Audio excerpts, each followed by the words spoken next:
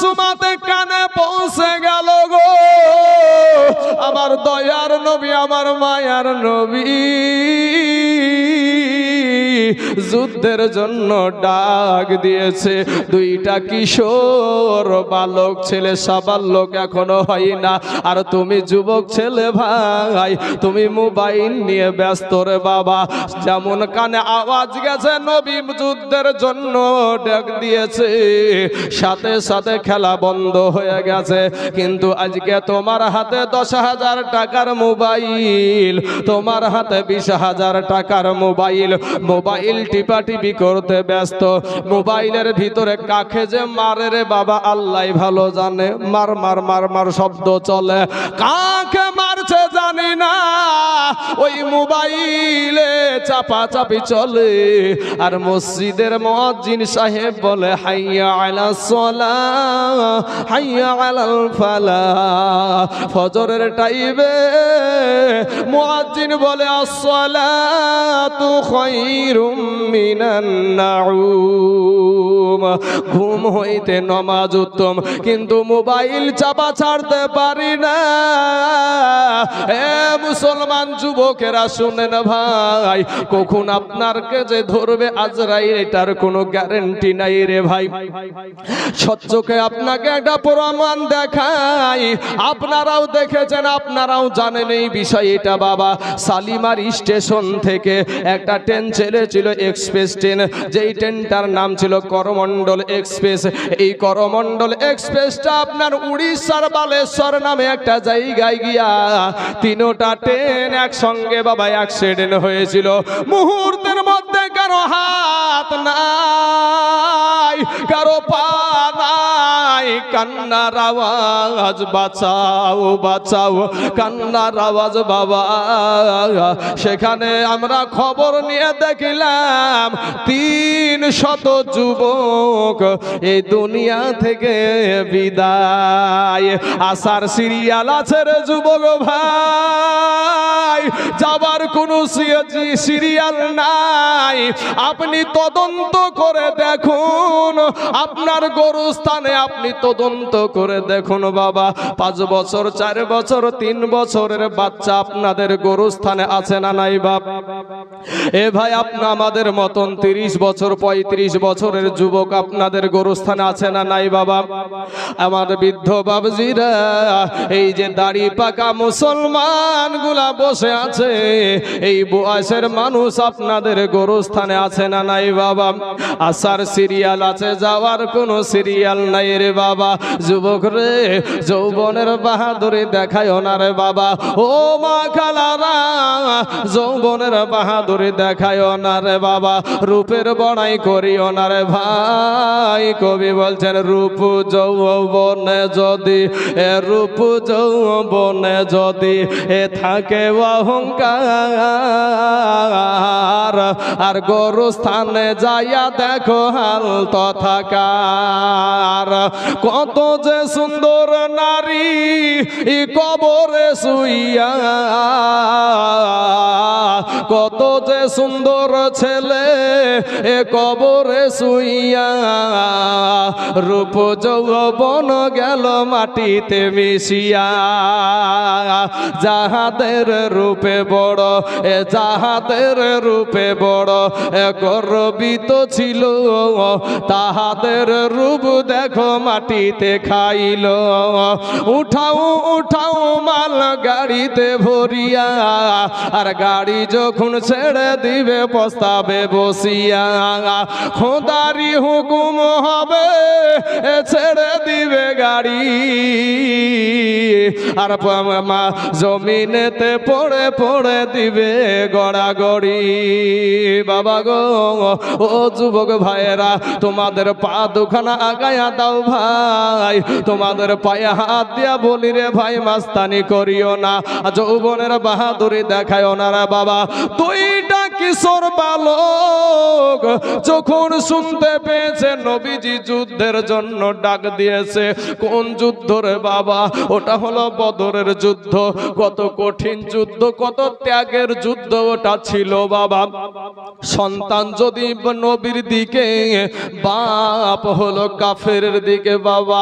বাবা যদি নবীর দিকে, বাবা সন্তান হলো কাফেরের দিকে। এত কঠিন যুদ্ধ বদরের যুদ্ধ ছিল বাবা। ওই যুদ্ধে দুইটা কিশোর সন্তান শোনা মাত্রই বাবা খেলাটা বন্ধ করে দিয়েছে। একটা দৌড় দিয়া বাবা জনম দুঃখিনী মাকে গিয়ে বলছে, মা ও গো মা, আমার দয়ার নবী মায়ার নবী আমাকে যুদ্ধের ময়দানে ডাক দিয়েছে, আমরা যুদ্ধের ময়দানে যেতে চাই। ও মা, নবীজি যুদ্ধের জন্য ডাক দিয়েছে গো মা। আমরা খেলার মাঠ থেকে শুনলাম। ও গো মা, মা গো আমাদেরকে একটু বিদায় দাও গো মা। যুবক রে, তারা সবার লোক হয় না এখন রে বাবা। 10 বছর 13 বছরের বয়স। এই মুআজ আর মুআজ বাবা দুই ভাই, দুইটা ভাই মায়ের কাছে এসে বলে, মা, মা গো, আমার নূর নবী, আমার মায়ার নবী, আমার নবীজির আব্বা নাই, মা নাই, মদিনার জমিনে মেহমান হয়ে এসেছে গো মা। ও মা, বিদায় দাও। ও মুসলমান যুবক ভাইয়েরা রে আমার, দুই সন্তানকে মা ডাক দিয়ে বলে, বেটা রে, ওরে বেটা, ওই যুদ্ধের ময়দানটা বড় খতরনাক রে বেটা, ওই যুদ্ধের ময়দানটা বড় বিপজ্জনক রে বেটা। হে বেটা, ওই যুদ্ধের ময়দানে কেউ গর্দান কেটে নিয়ে আসে আর নচয়েত গর্দান দিয়ে আসে। বেটা রে, কেউ গর্দান দিয়ে আসে আর কেউ গর্দান দিয়ে আসে। ও বেটা, তোমরা তো ছোট মানুষ, তোমরা তো নাবালক মানুষ, তোমরা তো এখনো বড় হও নাই, তোমাদের দ্বারাই কি কাজ আছে? মাকে ডাক দিয়ে বলে, মা, মা গো, আমরা যুদ্ধের ময়দানে যাব মা। আমরা হয়তো সেরকম যুদ্ধ করতে পারবো না, কিন্তু মা গো, আমার দয়ার নবী ওই যুদ্ধের ময়দানে যাবে। এ বাবারা, নবীকে, নবীজির জন্য মাকে বলছে, মা, আমার নবীর যোগ দিকে যখন কাফেরেরা, বেদিনেরা যখন তীর মারবে, ও মা গো, আমাদের বুক খানা আমরা পেতে দেব, আমাদের কলিজা খানা পেতে দেব, আমাদের কলেজা ছিদ্র হয়ে যাবে তীরের আঘাতে, কিন্তু আমাদের দয়ার নবীর শরীরে তীর লাগতে দেব না। জোরে বলেন সুবহানাল্লাহ। বলে, মা গো, আমার নবীকে শুনলাম আবু জাহেল নাকি আসবে। ওই বদরের যুদ্ধে বাবা নেতৃত্ব দিয়েছিল আবু জাহেল, আর আমার মুসলমানদের তরফ থেকে ইসলামের সেই সৈন্যগুলার নেতৃত্ব দিয়েছিল আমার দয়ার নবী। জোরে বলেন সুবহানাল্লাহ। এ বাবা গো, মা জননী দুইটা সন্তানকে ডাক দিয়া বলে, বাবা রে, মায়ের নামটা ছিল আফরা। এই আফরা আল্লাহর নারী বলছেন, বেটা রে, তোমাদের বাবা দুনিয়ার জমিনে বেঁচে নাই, তোমাদের বাবা দুনিয়াতে বেঁচে নাই। আজকে যদি তোমাদের বাবা দুনিয়াতে থাকতো, তাহলে নবীর পাশে গিয়া যুদ্ধ করতো কাফেরদের সঙ্গে। ও বেটা, যা, আমি মা বিদায় করে দিলাম, তোরা ফিরে আসবি বলে এই বিদায় আমি করছি না রে বাবা, আমি বিদায় করছি কিয়ামতের দিন। বেটা রে, আমি তোর মা, দুইটা সন্তানের শহীদের মা হয়ে যেন উঠতে পারি। জোরে বলেন সুবহানাল্লাহ। এ যুবকেরা, এরে আমার পর্দার আড়ালের মা খালা গো, আজকে তুমি মা মসজিদে যাওয়ার জন্য তোমার সন্তানকে তাগিদ দাও না। এ বাবারা, মাদ্রাসার পড়ার দিকে কোনো তাগিদ আমাদের নাই। আজ মসজিদে নামাজ পড়ার কোনো তাগিদ আপনার সন্তানকে আপনি দেন নাই। ও মুসলমান, ইসলাম কি জিনিস এই শিক্ষা আপনার সন্তানকে দেন নাই। আপনি কপালে লেখালেন বাপ, আপনার সন্তান কিয়ামতের দিন সেদিন কিন্তু আপনাকে ছেড়ে দেবে না। আল্লাহকে বলবে, আল্লাহ গো, আমার গার্জেন ছিল আমার বাবা, আমার গার্জেন ছিল আমার মা, কিন্তু একটা দিন মসজিদে যাওয়ার জন্য একটা থাপ্পড় মারে নাই, একটা দিন মসজিদে যাওয়ার জন্য আমাকে বেত্রাঘাত করে নাই। ও বাবা, আল্লাহকে বলবে আপনার সন্তান, আল্লাহ গো, আমাকে যদি জাহান্নামে দিতে হয় তাহলে আমার বাপ মাকে আগে জাহান্নামে দেন। এত মোহাব্বতের সন্তান, এত মোহাব্বতের বিবি, সেদিন বাবা বাপ দৌড়াবে সন্তানের পিছনে, সন্তান দৌড়াবে বাপের পিছনে, কেউ কিন্তু আপন হবে না। বাবারা, আমার পর্দার আড়ালের মা খালা গো, দুই সন্তান বাবা চলে গেল, এইদিকে আমার নবী বাবা কাতার করে দাঁড়িয়ে দিয়েছে, লাইন দাঁড়িয়ে দিয়েছে বাবা, যে কে যুদ্ধে যাওয়ার লাইনটা দাঁড়িয়ে দিয়েছে, একটা একটা করে আপনার নবী আমার নবী বাবা দেখছে আর হুকুম দিচ্ছেন বাবা, যে যাওয়ার মতন প্রযোজ্য তাকে বাবা হুকুম দিচ্ছে।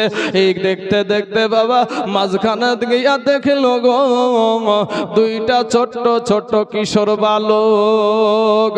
আমার নবী বলছেন, বাবা তোমরা কে? ও বাবা তোমরা কেন এই লাইনে, এই কাতারে কেন রে বাবা? তোমরা কেন এই কাতারে? একবার দুরূদে পাক পড়ুন, আল্লাহুম্মা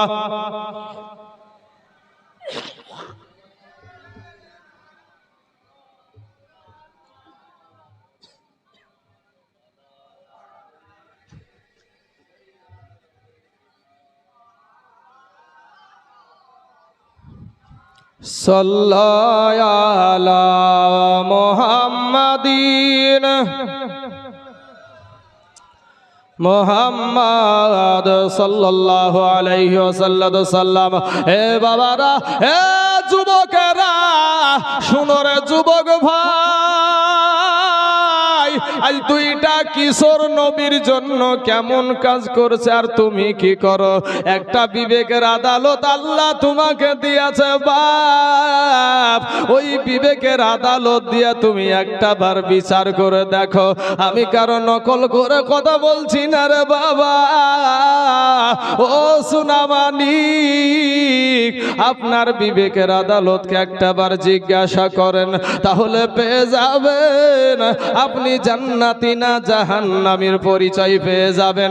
আপনার নিজেকে নিয়ে একটা বার আপনি রাত্রি বেলায় বাল্বের সুইচটা বন্ধ করে দিয়া অন্ধকার ঘরের ভিতরে একটা বার মাথাটা বালিশে লাগাইয়া দিয়া চিন্তা করবেন, সারাটা দিন হাতের দ্বারাই কি কাজ করেছেন, সারাটা দিন চোখের দ্বারাই কি কাজ করেছেন, সারাটা দিন পায়ের দ্বারা কি কাজ করেছেন, আর এই দুইটা কিশোর কি কাজ করছে বাবা।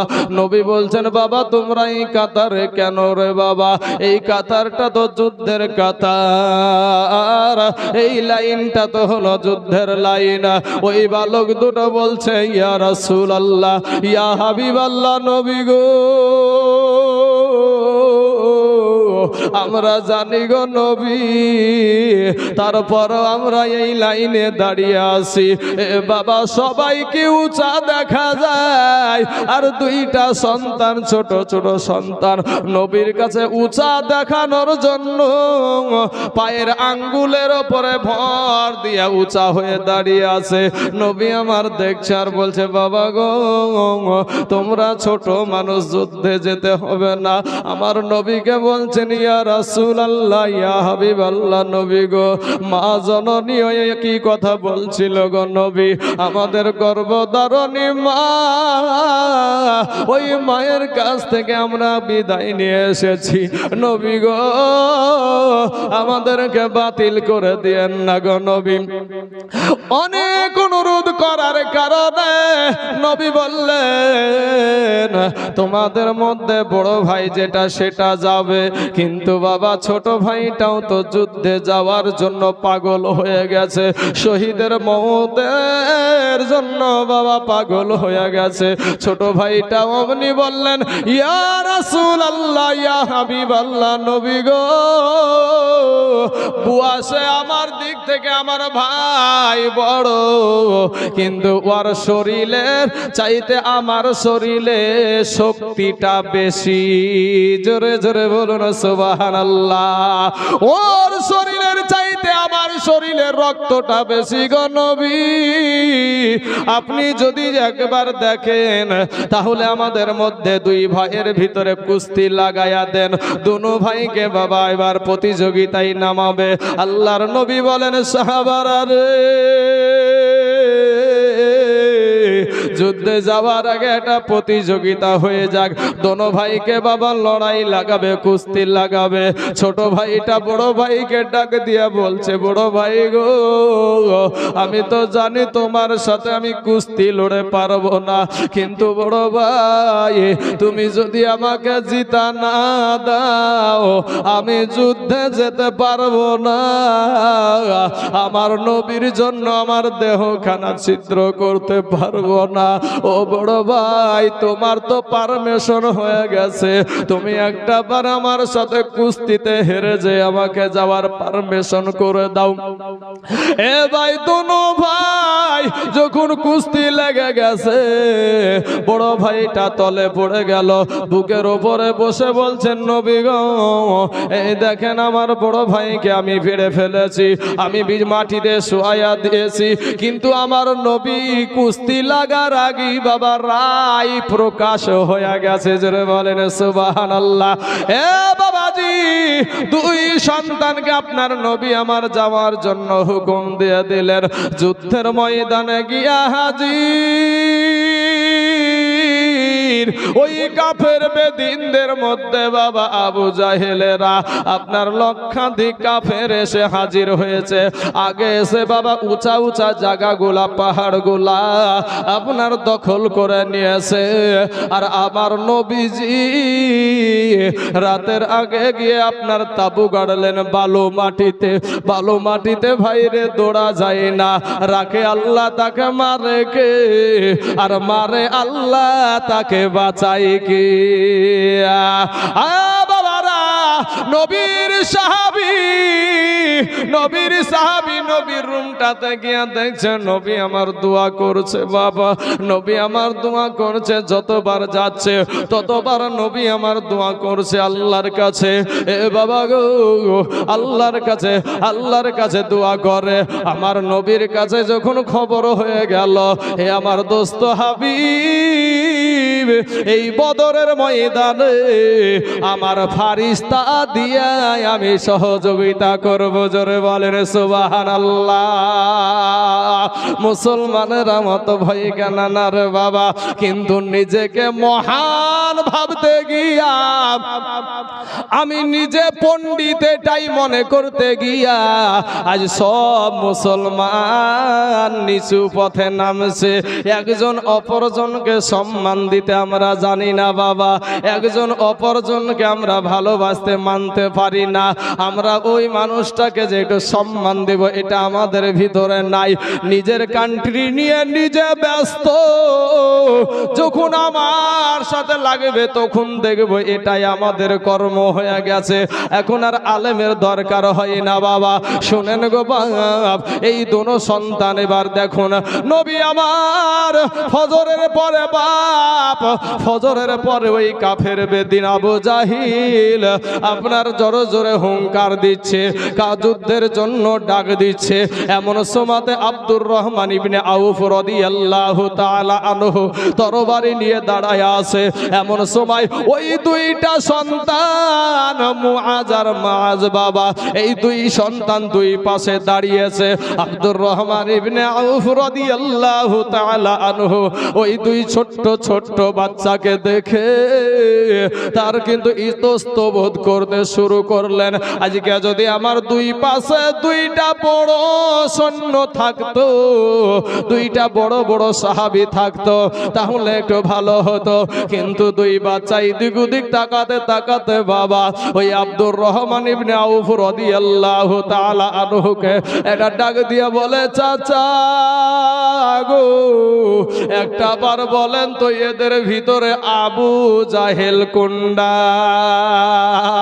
আবু জাহেল এত বড় মস্তান গো বাপ, কিন্তু নাবালক বাবা বাচ্চার কাছে এই দুনিয়া থেকে বিদায় হয়ে যাচ্ছে। দেখেন বাবা, আমাদের দেশে যদি মুখ্যমন্ত্রী আসে, প্রধানমন্ত্রী আসে, চতুর্দিক দিয়ে দেখবেন লল খাড়া করে থাকবে, সবাই কিন্তু হাতে লল খাড়া করে থাকবে।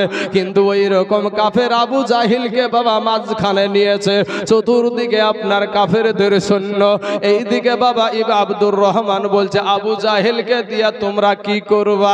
ওই বাচ্চা দুটা বলছে, ইয়ারা ও চাচা শুনেছি এই আবু জাহেল নাকি মক্কার জমিনে আমার দয়ার নবী আমার মায়ার নবীকে অনেক কষ্ট দিয়েছে। আমার নবীজির মা নাই বাবা নাই, সেই এতিম নবীকে এই আবু জাহিল নাকি গালাগালি করেছে। আমার নবী ওদের কারণে নাকি হিজরত করে আমাদের দেশে এসেছে।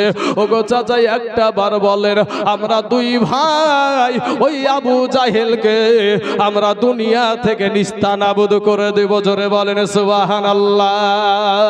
বাবা গো, এবার ওই আপনার আব্দুর রহমান ইবনে আউফ রাদিয়াল্লাহু তাআলা আনহু বলছে, ওই দুই সন্তানের কথা শুনে আমার ঈমানি জজবাটা আরো বাড়িয়ে গেছে। জোরে বলেন সুবহানাল্লাহ। এ বাবারা, এমন সুমাতে বাবা ওই আবু জাহেলকে যখন দেখা যাচ্ছে, অমনি ওই দুই বাচ্চাকে ডাক দিয়ে বলে, ওই দেখো যে মানুষটাকে সবার উপর দিয়ে দেখা যায়, ওই মানুষটাই হলো আবু জাহিল। দুইটা ছোট্ট ছোট্ট বাচ্চা গো বাপ, মানুষের ভিতর দিয়া যেতে যেতে যেতে যেতে যেতে যেতে যেতে যেতে একেবারে আবু জাহেলের কাছে গিয়া হাজির হয়েছে। আবু জাহেলের কাছে যখন হাজির, এক ভাই বাবা আমার নবীকে মুহাব্বত করে যে তুই আমার নবীকে গালি দিয়েছিস, তুই আমার নবীকে কষ্ট দিয়েছিস, তুই আমার নবীকে মেরেছিস, আজ তোকে কে বাঁচাই? একটা ভাই পায়ে যখন আঘাত করে দিল বাবা, সাথে সাথে ওই আবু জাহেল, হে মুসলমান আপনারা শুনেছেন মুসা নবী ফেরাউনকে একটা থাপ্পড় দিয়েছিল বাবা। ওই থাপ্পড়ের কারণে আপনার ফেরাউনের চতুর্দিক ঘুরে গিয়েছিল, গোটা দুনিয়া ঘুরে গিয়েছিল।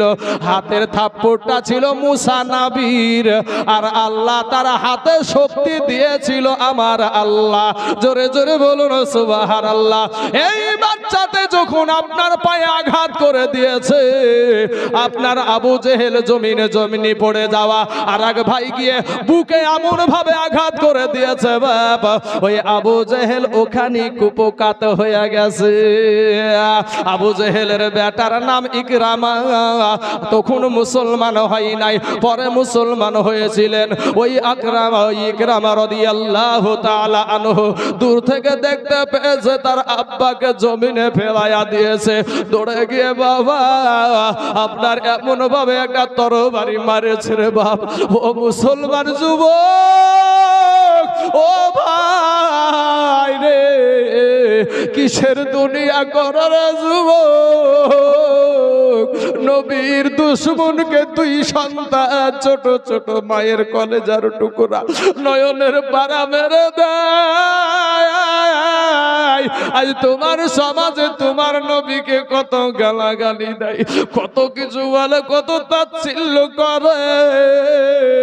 তুমি ভাবছো যা হচ্ছে হোক, কাউটা আমার সাথে তো হচ্ছে না, তুমি সেই জায়গায় যোগ দাও না। এমন ভাবে তরবারি মারল রে বাবা, হাতখানা কেটে আপনার বগলের চামড়াতে আপনার হাতখানা ঝুলছে। এই বাবু যুদ্ধ করতে আর পারছে না, কি করবে, হাতে অসুবিধা করছে, হাতখানা লটপট করছে বাবা। এমন সময়তে ওই ছোট বালক এই হাতকে পায়ের তলে দিয়া এমন জোরে টান মেরেছে বাবা, হাতখানা ছিঁড়ে ফেলে দিয়েছে। ও মুসলমান যুবক ভাইয়েরা রে, আমার আব্বা জানেরা গো, ও আমার কালেমার ভাইয়েরা, ও গো আমার পর্দার আড়ালের মা গো,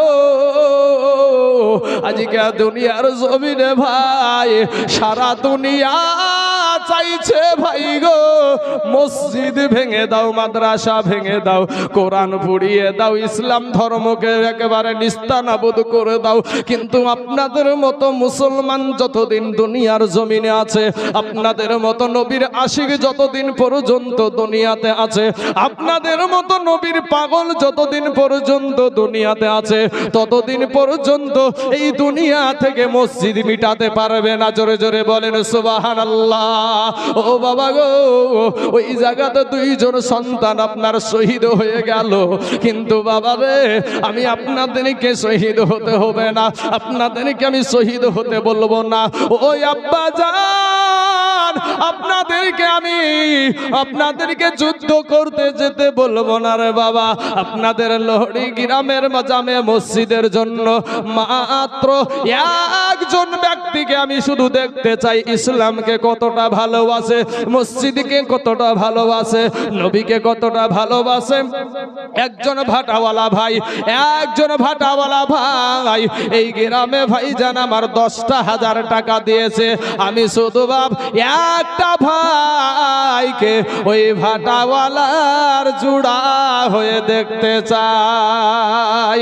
একটা তাকবীর দিব বাবা, উনি নগদ 10,000 দিয়েছে, আপনাকে আমি এখনই নগদ দিতে বলছি না। আপনি বলবেন হুজুর গো, আমার জান আছে, মাল নাই, তবে আমি এই 10,000 টাকা আমি আস্তে আস্তে এই মসজিদ কমিটিকে দিয়ে দেব। এমন কোন আল্লাহর বান্দা আছেন গো, আমি একটা তাকবীর দিব 10,000 টাকা পাওয়ার পরে আমি একটা তাকবীর দিব বাপ। এমন কোন আল্লাহর বান্দা আছেন এই মজলিসে, এই মাহফিলে কে আছেন গো বাপের বেটা, কে আছেন আল্লাহওয়ালা মানুষ, কে আছেন নবী মাখা মানুষ গো, যে আল্লাহর রাস্তায় এই আল্লাহর ঘর মসজিদের জন্য মাত্র 10,000 নাই বাপ?